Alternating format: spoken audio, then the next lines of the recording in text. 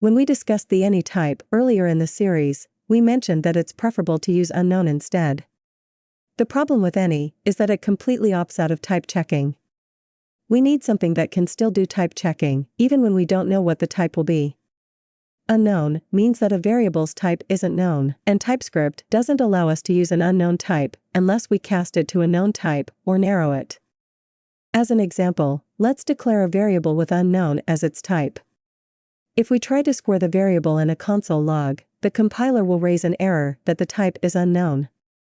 Let's fix the error with type narrowing and say, if the type of X is a number, then you can square it.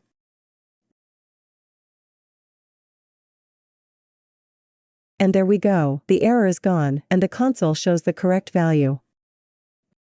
Okay, that's it for the fundamentals. Next we'll take a look at more advanced concepts, starting with object-oriented programming.